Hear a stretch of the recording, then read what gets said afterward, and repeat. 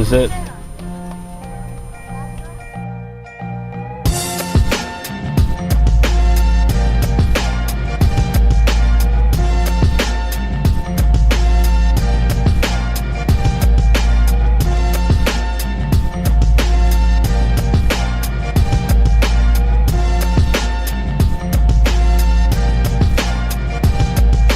Okay, so recently I got to 100,000 subscribers, which is just...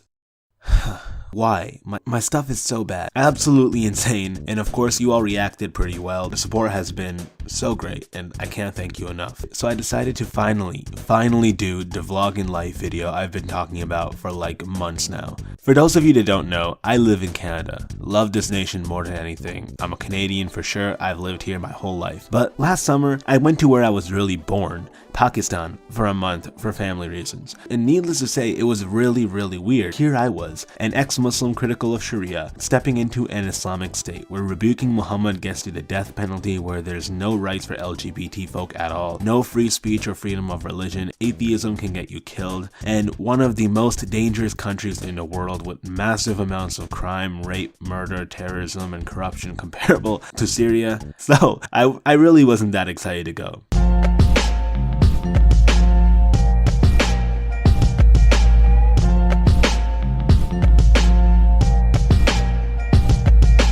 I think I'll always have some kind of sentiment towards Pakistan only because I was born on its soil, but that's where it completely ends. Something that just never left my mind there was that I was walking around in a land that would kill me if I said what I wanted to say, that had honor killings on a daily. Even just walking down the streets of Pakistan, knowing that I was living in such a dangerous and backwards nation. As a lot of you know, I'm pretty outspoken. I mean, that's why this channel exists in the first place. So I had a lot of problems keeping my mouth shut in Pakistan. Basically, the state has laws that grant death and life in prison to people who diss Islam, Sharia, or Muhammad, and basically free speech isn't really a thing. So when I decided to speak up and defend Trump, I mean, you can kind of guess it didn't end that well for me. Come on, let's go. Welcome to the United. What happened was I visited a friend of ours there, and for a while, you know, we were chilling, we were having a good time, and of course everyone there was Muslim, so they brought up Donald Trump. Let me say, I'm not a fan of Trump at all. I'm not a supporter of Trump, but at the same time, I defend him from lies that are put out about him just like I would anybody. And the conversation was essentially everything we've heard before, you know, Trump's a racist, Trump's Islamophobic, Trump's xenophobic, and I couldn't sit there and just not join in, so I chime in and I'm like, I don't think Trump's a racist, and he may not be the second coming of Hitler. All hell breaks loose, dude. I had like 10 voices all screaming at me. We did have a few moments where we just, you know, talk like normal people, but god damn, I got called basically every word in a book. Racist, xenophobic, you name it. And in the end, the argument basically ended in us leaving early to not basically make everything worse than it already was. Later, my family had a little talk with me, telling me to basically just keep my mouth shut in this country. Sooner or later, it was gonna get me in trouble with somebody.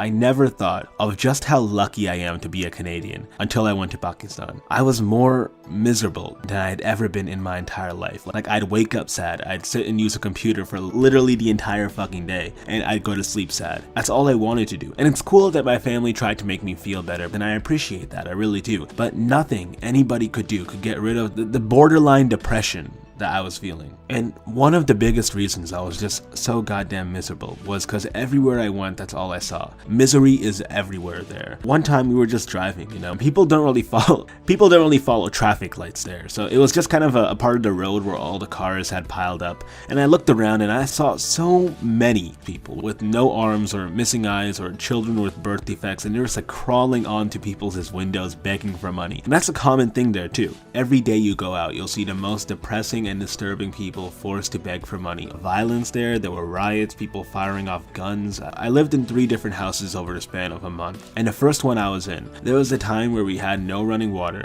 no heat, no AC, no electricity. There were like little termites crawling everywhere, and I remember just sitting there on the second day of the month I was there and thinking to myself, how am I gonna survive for a month?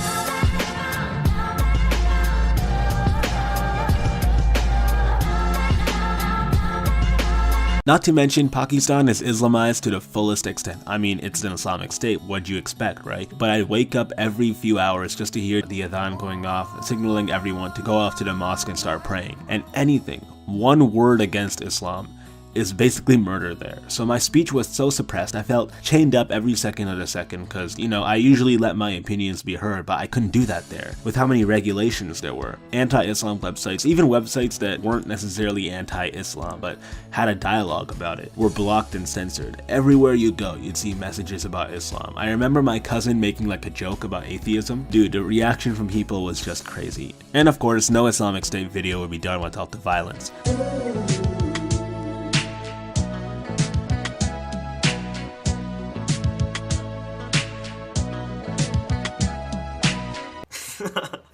One time, I went out with my uncle, and we were walking to a barber shop close by to get a haircut, just him and I, and on my way there, we saw a transgender girl. In Pakistan, trans women are called hijras, and they're considered a third gender, and most of them are either prostitutes or just poor, so she was asking somebody for money. Out of nowhere, a guy runs up and just punches her in the face, and the cops were called, the guy was taken away. My uncle told me not to tell my entire family about it when I got home because cops were already called, it was a legal issue, the guy was taken away, I shouldn't make it into a bigger deal than it had to be, but LGBT rights are just not a thing there. And I still just can't stress how weird it was living in a basic theocracy where civil rights were violated every single day. Of course, Pakistan being the way it is, there's a ton of political instability and corruption in government. There was this marketplace called the Zainab Market we were planning on going to. Day we were about to go, we turned on the news right before we left, and riots, explosions, all of it was happening. We could have been caught in all that in a second, and you know, I might not even have been here to tell the story. One time, our rickshaw we were in, which is basically what they call a cab there, randomly stopped. The driver turned around and just yelled at us to get out as quick as we could. We all left,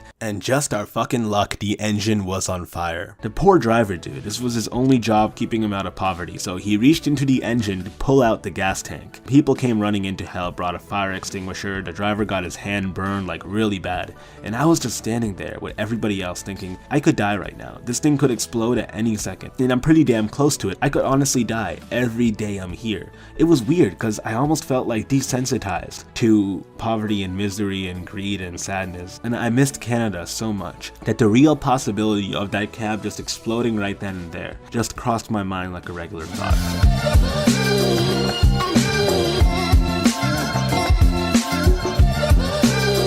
There's a lot of stuff that happened on my trip to Pakistan, but it can be summed up as basically me having the worst time of my life. The poverty, the litter everywhere, blatant disregard for law, the terrorism, the violence, and so much more. It wasn't all bad. There was some good food. My family was really great. I want to put that out there. Props to my family, basically. They did everything with what they had to make sure that I had the best possible time. But a lot of things were just out of their control. And I gotta say, one great thing that came out of the trip was that I went through like a moment of truth there. And I realized what I'm doing now is more important than anything. Let me tell you why. Right now, in Canada, we're seeing something dangerous. We're seeing terrible politicians becoming bedfellows with Sharia. We've got a real Islamophobia law on the shelf right now. Our Prime Minister is somebody who cares more about keeping his millennial base happy than he does about making our lives better. People call me Islamophobic all the time. My friend, I've seen what Sharia does to a country. I've seen what kind of system it is. If the government of this country doesn't want to stand up to this kind of threat, it's up to the people of the country to do anything they can, whatever it may be.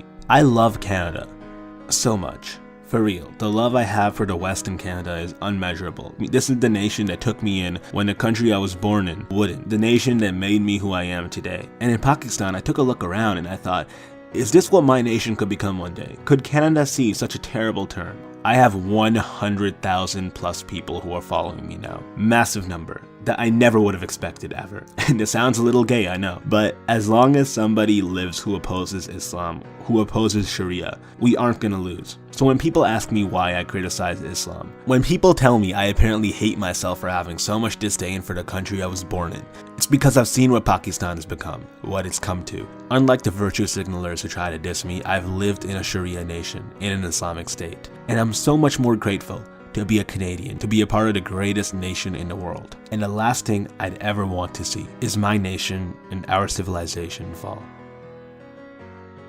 So now that my gay little speech is all over, I just want to say thank you so much for for 100,000 people. It's an incredible milestone, and you know we're just about to keep building, keep moving from here on out. So be sure to follow me on social media, Instagram and Twitter, links below. Also be sure to check out my apparel. We got a brand new Pepe shirt up there. It's pretty swell, you know. Also be sure to subscribe to my second YouTube channel, link below, in case something goes wrong with this one. And to 100,000 people. Hope your day has been going great, and I'll see you all in the next video. Have a blessed day, everyone.